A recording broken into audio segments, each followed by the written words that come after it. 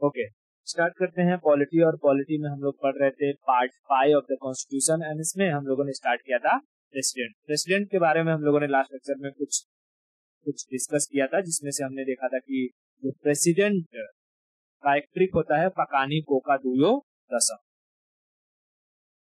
President यानी राष्ट्रपति का ट्रिक क्या होता है? पकानी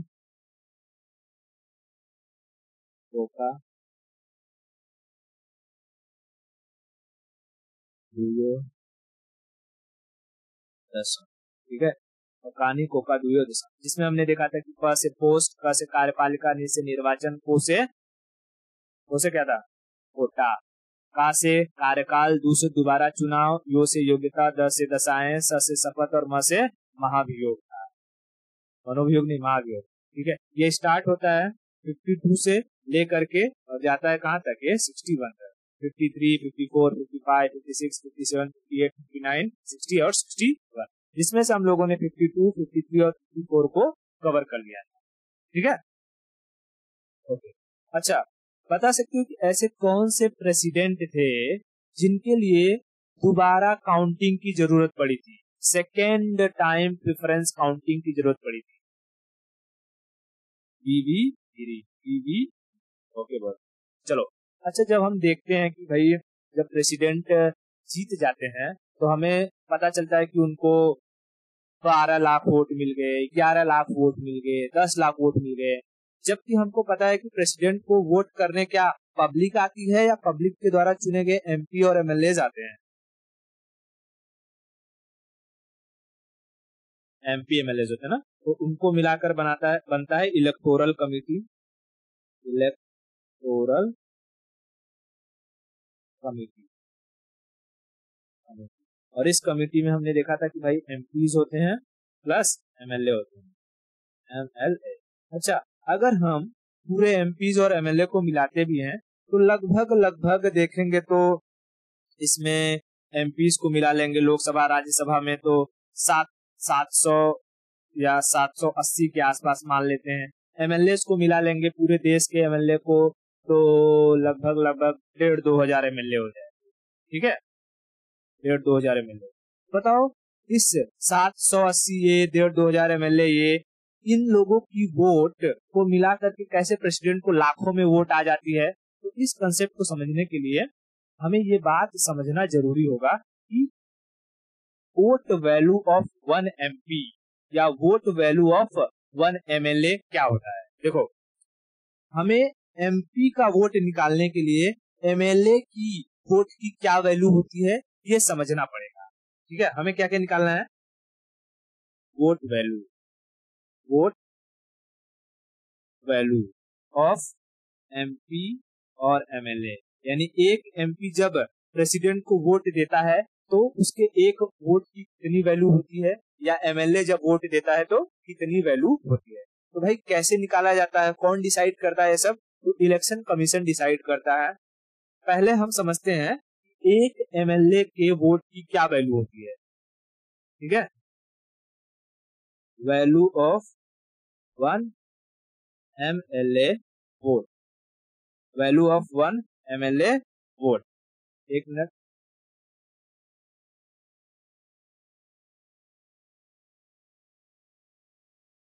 चलो देखते हैं हम लोग वैल्यू ऑफ 1 एमएलए वोट। मैं यहाँ लिख देता हूँ थोड़ा, वोट। देखो इसका फॉर्मूला क्या होता है? तो होता है भाई, जिस एमएलए तो कहाँ रहेंगे? स्टेट में रहेंगे, है ना। हर स्टेट में विधानसभा में बैठने वाले क्या होंगे? विधायक, उन्हें हम लोग एमएलए कहते हैं। तो कहता है कि population of state, population of state, यानी जैसे यूपी का निकालना है कि यूपी के एक एमएलए की वैल्यू कितनी होगी, तो यूपी का पॉपुलेशन कितना है उतना रखो। उसके बाद वहां पर जो विधानसभा की सीटें हैं, विधानसभा की सीटें उनको रखो, मल्टीप्लाई बाई 1000 करो। ऐसा करने पर जो वैल्यू निकल के आएगी वो हमें बताएगी कि एक एमएलए की वैल्यू कितनी होती है, एक एमएलए के वोट की वैल्यू कितनी होती है। Are you getting my point? एक एमएलए के वोट की वैल्यू निकालने का फॉर्मूला क्या होता है?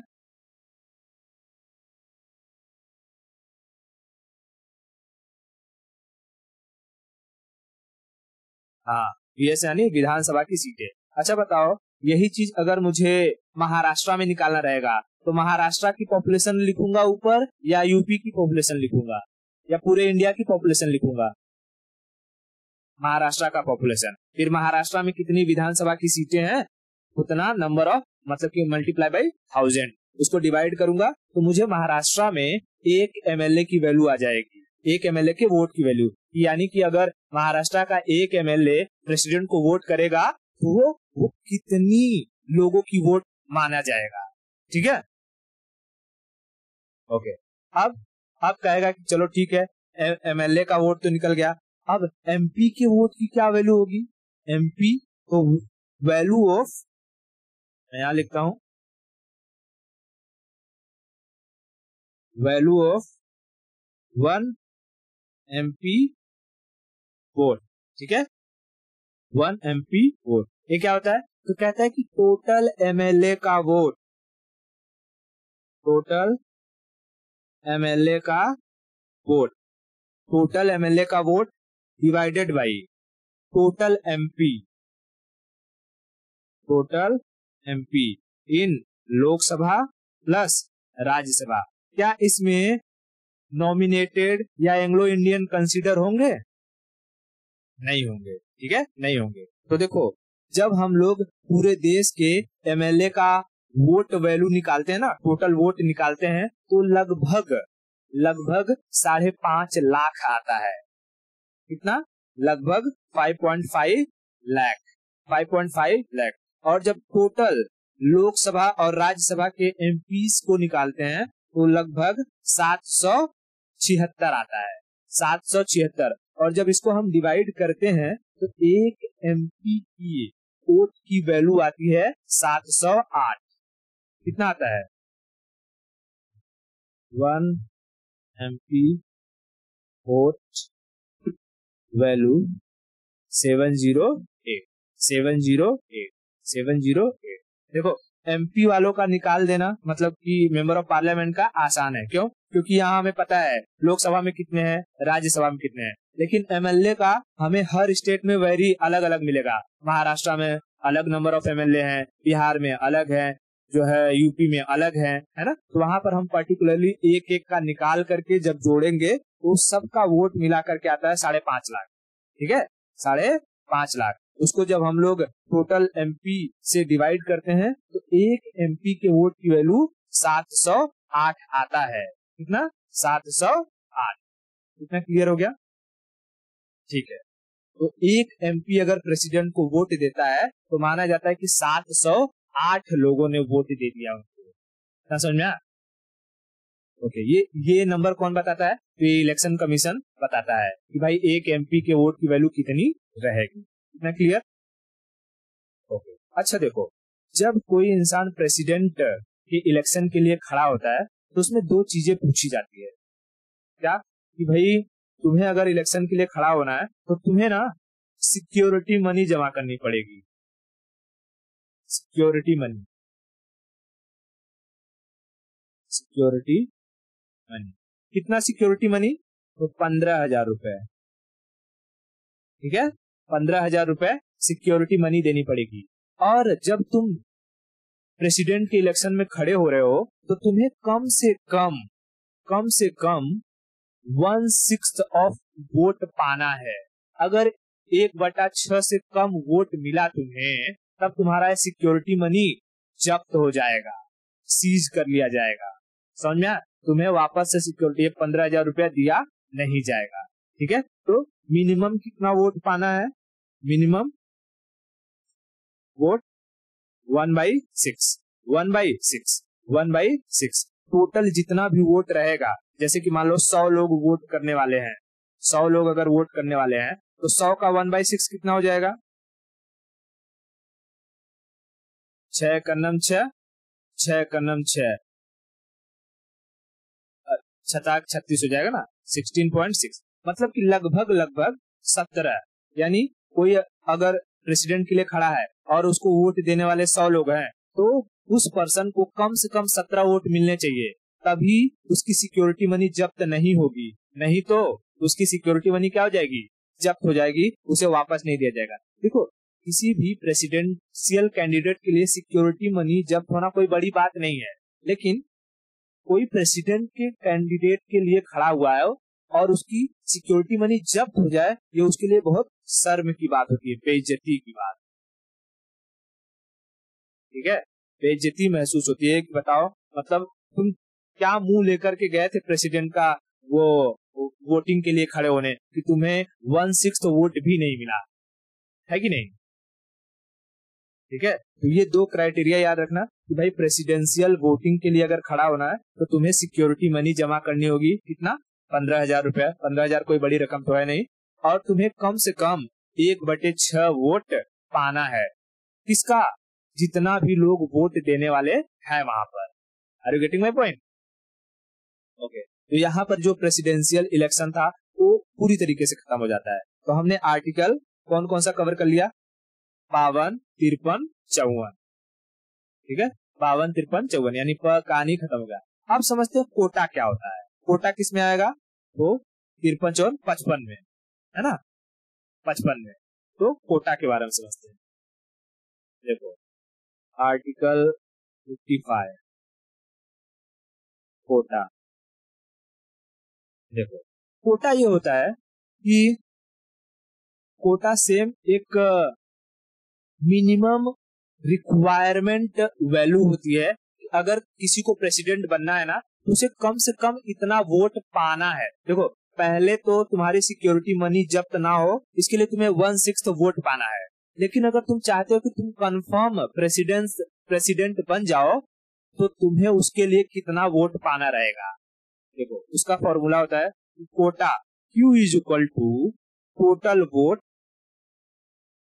टोटल वोट कितना पड़ा है, टोटल वोट, ठीक है, टोटल वोट कितना पड़ा है, डिवाइडेड बाई कितने कैंडिडेट हैं, कैंडिडेट प्लस 1, फिर प्लस 1। ठीक है, ये कोटा का फॉर्मूला है। देखो, इससे सवाल क्या पूछता है, खाली ये फॉर्मूला पूछता है कोटा का, कि प्रेसिडेंट के लिए कोटा का क्या फॉर्मूला होता है।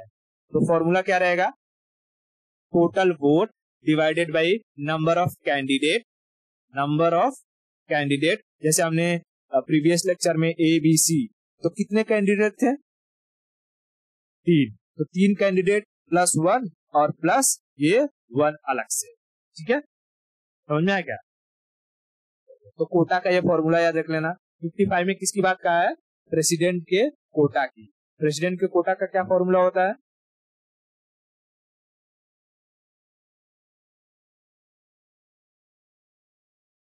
हाँ, total vote upon number of candidate plus 1 और प्लस अलग से 1। ये हमारा फॉर्मूला है, इसमें ज्यादा कुछ ध्यान देने वाली बात है, खाली ये फॉर्मूला याद रखना। उसके बाद आता है आर्टिकल 56। आर्टिकल 56, आर्टिकल 56 में है टेन्योर। क्या है टेन्योर, टेन्योर मतलब कार्यकाल।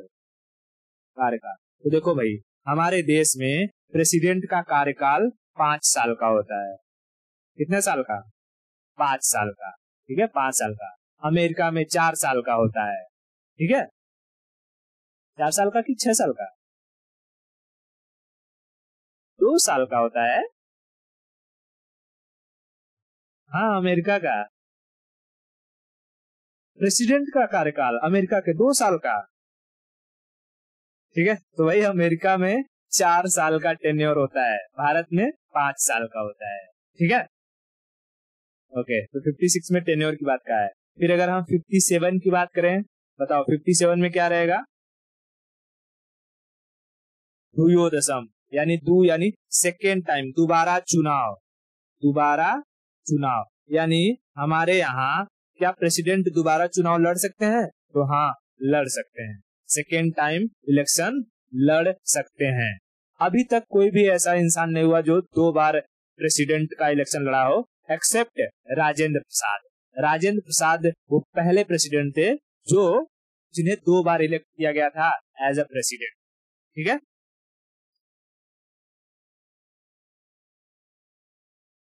इंडिपेंडेंट से पहले, इंडिपेंडेंट बाद, पागल है क्या? इंडिपेंडेंट के बाद ही तो जो है हमारे यहाँ प्रेसिडेंट का पोस्ट आया। जब गवर्नर जनरल को वापस से हटाया गया, वही तो हमारे पहले प्रेसिडेंट बने।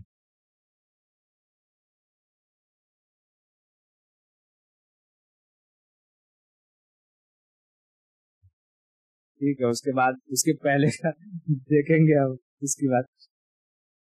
ठीक है, तो ये 57 में दोबारा चुनाव की बात कहा है, तो हमारे यहाँ प्रेसिडेंट दोबारा चुनाव लड़ सकते हैं। ठीक है, दोबारा चुनाव लड़ सकते हैं। एकमात्र प्रेसिडेंट जो 2 बार लगातार प्रेसिडेंट बने, कौन?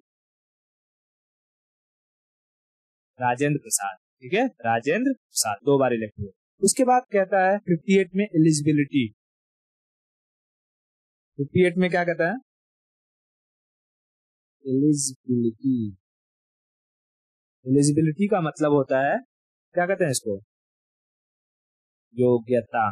देखो, किसी इंसान के अंदर योग्यता होनी चाहिए।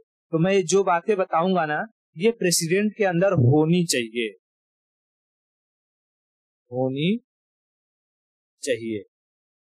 जैसे एक इंसान को आईएएस बनने के लिए क्या योग्यता होनी चाहिए? ग्रेजुएशन। पहली तो उसकी योग्यता है कि भाई वो ग्रेजुएट होना चाहिए।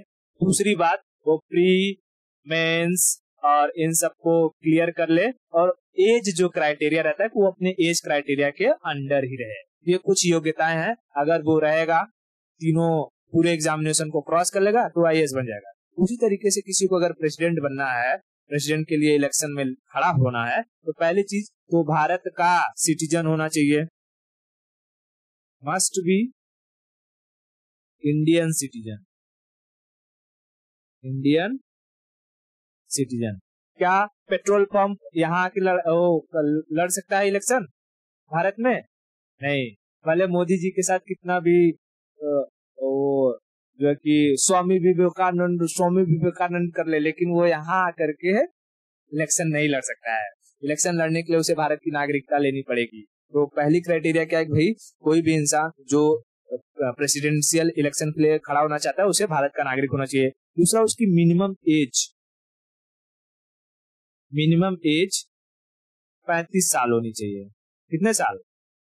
35 साल। 35 साल क्यों रखा गया है? कि भाई हम किसी इंसान को एक ऐसा पोस्ट दे रहे हैं जहां पर बहुत पूरे राष्ट्र की बात है, वो पूरी दुनिया में भारत को रिप्रेजेंट करेगा। तो अगर कोई नौजवान को हम ये पोस्ट दे देते, तो हो सकता है वो इस चीज का गलत इस्तेमाल करता। ठीक है, और जब हम थोड़े 30 के बाद 35 के ऊपर चले जाते हैं, तो हम इंसान के अंदर एक मैच्योरिटी आ जाती है कि क्या करना है, क्या नहीं करना है, उसका मन नहीं भटकता इधर उधर कहीं पर। ठीक है, तो इसके लिए वो शांति से अपना काम करते रहता है। इसीलिए जो हमारे कॉन्स्टिट्यूशन बनाने वाले थे, वो जानते थे कि हमें प्रेसिडेंशियल इलेक्शन के लिए कम से कम ऐसे इंसान को रखना पड़ेगा जो मिच्योर हो, और मिच्योरिटी आफ्टर धीरे धीरे एज जैसे जैसे बढ़ती जाती है, आती जाती है। हालांकि कई लोग होते हैं कि मर भी जाते हैं, फिर भी उनके अंदर मैच्योरिटी नहीं आती है। ठीक है, तो ऐसी कोई बात है नहीं, लेकिन फिर भी हम एक एक्सेप्शन की बात नहीं करेंगे, हम एक ओवरऑल की बात करेंगे। ओवरऑल लोगों में आ ही जाता है कि नहीं? ओके। उसके बाद तीसरी चीज कहता है कि अगर तुम्हें प्रेसिडेंशियल इलेक्शन के लिए खड़ा होना है, तो तुम्हारी मिनिस्ट्रियों से, मतलब कि एमएलए और एमपी से पहचान होनी चाहिए। तुम्हारे पास 50 प्रपोजल और 50 अप्रूवर होने चाहिए। ये चीज मैंने बताया था इलेक्शन के टाइम, जब इलेक्शन पढ़ा रहा था उसका, कि 50 प्रपोजर और 50 अप्रूवर होने चाहिए। ये 50 कहीं से भी आ सकते हैं, लोकसभा राज्यसभा जहां से लाना है लाओ। ये भी 50 लोकसभा राज्यसभा जहां से लाना है लाओ। ठीक है, जहां से लाना है लाओ। इतना चीज क्लियर है? ओके। उसके बाद तुम्हें प्रेसिडेंशियल इलेक्शन के लिए 15,000 रुपए क्या देनी पड़ेगी? Security money. क्या बिना सिक्योरिटी मनी दिए तुम प्रेसिडेंशियल इलेक्शन लड़ सकते हो? नहीं लड़ सकते। क्या 35 साल से आयु कम है तो तुम प्रेसिडेंशियल इलेक्शन लड़ सकते हो? नहीं लड़ सकते हो। अच्छा देखो, ये जो पहला और दूसरा क्राइटेरिया है, इसमें तो भारत के करोड़ों लोग आ जाएंगे। जितना भी रिक्शा ठेला चलाने वाले, चाय फुचका बेचने वाले, बूढ़े बूढ़े लोग सब आ जाएंगे कि भारत के नागरिक है और 35 साल की उम्र भी है। तो इस तरीके से तो हजारों लोग प्रेसिडेंशियल इलेक्शन के लिए खड़े हो जाते हैं, है कि नहीं। इसीलिए यहाँ पर एक तीसरा पॉइंट इंक्लूड करना बहुत जरूरी है कि भाई तुम्हें प्रेसिडेंशियल इलेक्शन खड़ा होना है तो कम से कम 50 जो एमपी हो वो आकर के कहें कि इलेक्शन कमीशन को कि भाई हम इसी पर्सन को चाहते हैं कि क्या हो, ये प्रेसिडेंशियल इलेक्शन में खड़ा हो, और 50 लोग और आए जो ये लिखित दें कि हाँ जो 50 लोगों ने कहा है उसको हम एक्सेप्ट करते हैं, अप्रूव करते हैं। यानी किसी इंसान का अगर एमपीज के साथ यानी जो करंट गवर्नमेंट है उनके साथ अच्छी पकड़ है तभी वो प्रेसिडेंशियल इलेक्शन में आ सकता है। तो हम देखते हैं कि प्रेसिडेंट भी उसी कैटेगरी का बनाया जाता है जिसकी गवर्नमेंट होती है, जिसकी सरकार काम कर रही होती है, उसी के फेवर का प्रेसिडेंट देश में राज करता है। समझा क्या? ओके, तो ये एलिजिबिलिटी क्लियर हो गई। अब आगे चलते हैं 59 पर। 59 देखो, 59 कहता है कंडीशन यानी दशाएं। दशाएं, कंडीशन, कंडीशन ये चीजें किसी इंसान के अंदर नहीं होनी चाहिए, नहीं होनी चाहिए। ठीक है, एलिजिबिलिटी होनी चाहिए और ये नहीं होनी चाहिए। Are you getting my point? Eligibility होनी चाहिए और ये नहीं होनी चाहिए। नहीं होनी चाहिए मतलब क्या नहीं होनी चाहिए? तो पहला, वो पागल नहीं होना चाहिए, है? पागल, अनसाउंड माइंड, अनसाउंड माइंड, पागल नहीं होना चाहिए। दूसरा, बैंक करप्ट, जिसको हिंदी में कहते हैं दिवालिया। आलिया नहीं रे, दिवालिया, बैंक करप्ट। क्या? बैंक करप्ट, ठीक है, बैंक करप्ट नहीं होना चाहिए। पागल नहीं होना चाहिए। लाभ के पद पर नहीं होना चाहिए। लाभ का पद, ये पॉइंट बहुत समझना बहुत इंपॉर्टेंट है। लाभ का पद यानी office of profit, office of profit.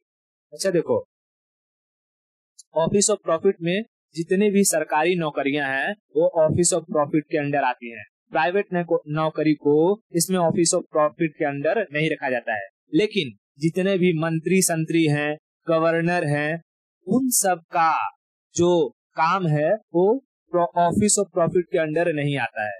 जैसे एग्जांपल समझो कि कोई अगर सरकारी टीचर है, ठीक है, सरकारी टीचर है, जैसे कि हमारे जब एपीजे अब्दुल कलाम थे, ठीक है, एपीजे अब्दुल कलाम थे, तो वो आईआईटी में पढ़ाते थे, है कि नहीं।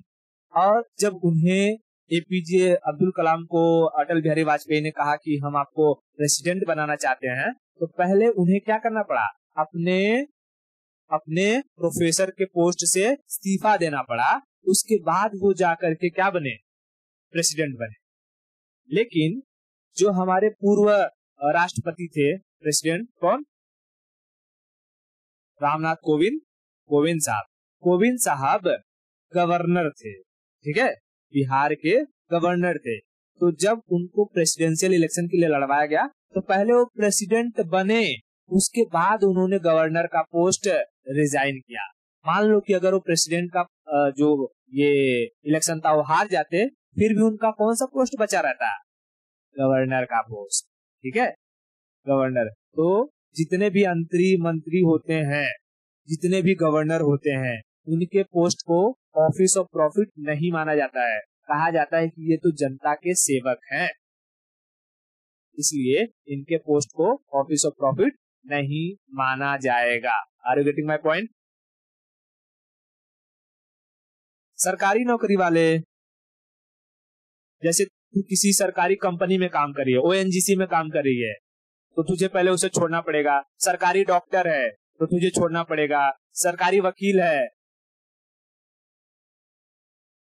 हाँ, एमपी एमएलए को सरकारी काम के दायरे से बाहर रखा गया है।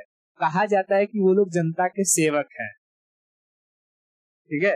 तो ये सब नियम कानून कौन बनाता है? पार्लियामेंट बनाती है। पार्लियामेंट अपने लिए पूरा सेफ रास्ता निकाल के रख लेती है कि कहाँ पर हमें फायदा है, कहाँ पर हमें नुकसान है। है कि नहीं? हाँ ठीक है, तो ये ऑफिस ऑफ प्रॉफिट समझ में आया। ये याद रखना, कई बार पूछता है एग्जाम में और इंटरव्यू में भी पूछा जाता है कि ऑफिस ऑफ प्रॉफिट से क्या समझते हो। ठीक है, तो तुम कोई भी गवर्नमेंट जॉब में हो तो पहले तुम्हें रिजाइन करना पड़ेगा, लेकिन अगर तुम गवर्नर हो, एमपी हो, एमएलए हो, तो तुम प्रेसिडेंट पहले बन जाओ फिर रिजाइन करो। और तुम नहीं बन पाते प्रेसिडेंट तो आराम से अपने पोस्ट पर बने रहो। Are you getting my point? समझ में आ गया ना आगे? ओके ठीक है, तो आर्टिकल 59 हो गया। आर्टिकल 59 के बाद हम आते हैं आर्टिकल 60 पर। अच्छा, ये बैंक करप्ट दिवालिया का मतलब समझ में आया क्या? क्या होता है दिवालिया? हाँ, दिवालिया, दिवालिया जैसे कोई दिवालिया इंसान का एग्जाम्पल, अरे अनिल अंबानी दिवालिया हो गया है।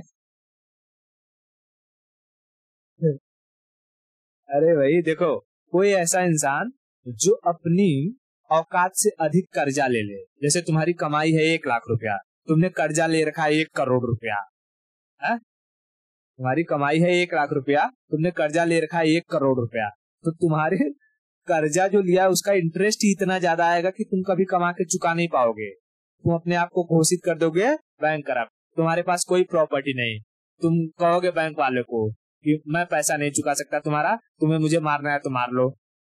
तो ऐसे ही थे विजय माल्या साहब। ठीक है, वो लिए एसबीआई से पैसा और कहे हम नहीं देने वाले, हम हो गए हैं बैंक करप्ट, और यहाँ से रफू चक्कर भाग गए। ठीक है, हाँ, तो विजय माल्या का एग्जांपल इसमें लिख सकते हैं हम लोग बैंक करप्सी में। Clear?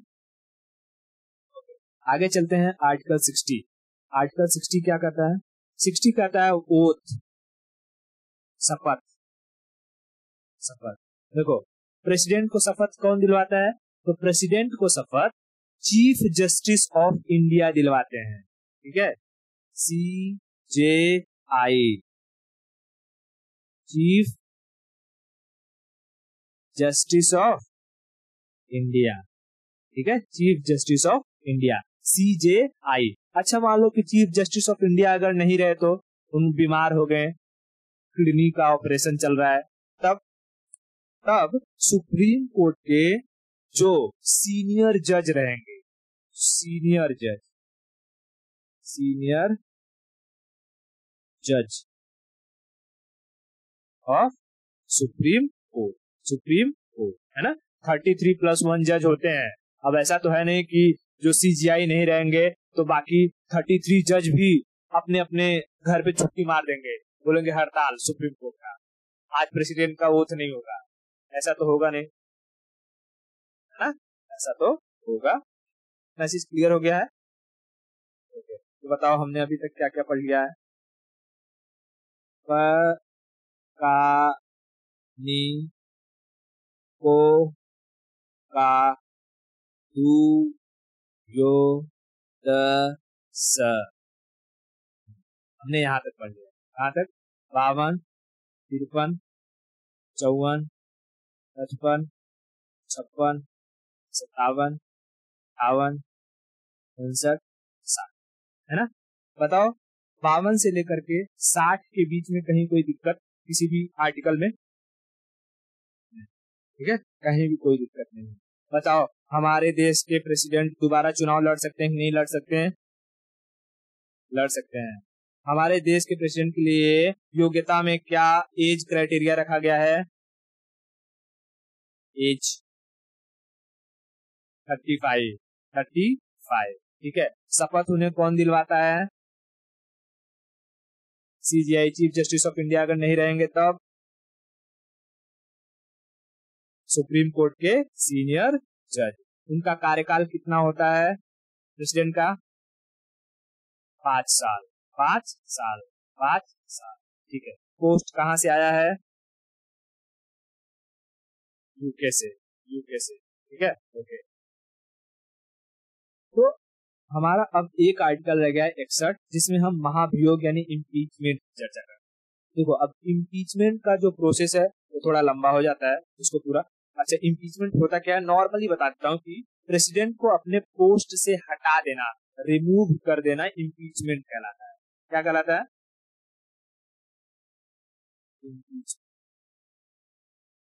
Process to remove president from their post, अब देखो, रिमूवल भी यूज किया जा सकता है, लेकिन क्योंकि ये प्रेसिडेंट है, ये हमारे देश के पहले नागरिक माने जाते हैं, इसलिए उन्हें एक स्पेशल वर्ड दिया जाता है। किसी को पीटना भी है ना, तो स्पेशल वर्ड के साथ पीटा जाता है, उसे कहा जाता है इम्पीचमेंट।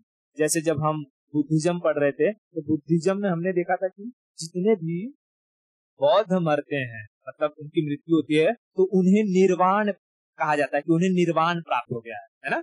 लेकिन जब महात्मा बुद्ध की मृत्यु हुई थी, तो हमने कहा उन्हें महापरिनिर्वाण प्राप्त हुआ है कि नहीं। तो उनके निर्वाण के आगे महावर्ड जोड़ दिया गया। तो वैसे ही जब प्रेसिडेंट को अपने पोस्ट से हटाया जाता है, तो उसे हम रिमूवल का इस्तेमाल नहीं करते, रिमूवल वर्ड का इस्तेमाल नहीं करते हैं, उसकी जगह हम इम्पीचमेंट वर्ड का इस्तेमाल करते हैं। इतना क्लियर? ओके, अब ये इम्पीचमेंट कैसे होता है, इसका क्या प्रोसीजर होता है, सारी चीजें हम नेक्स्ट लेक्चर में देखेंगे। आज के लिए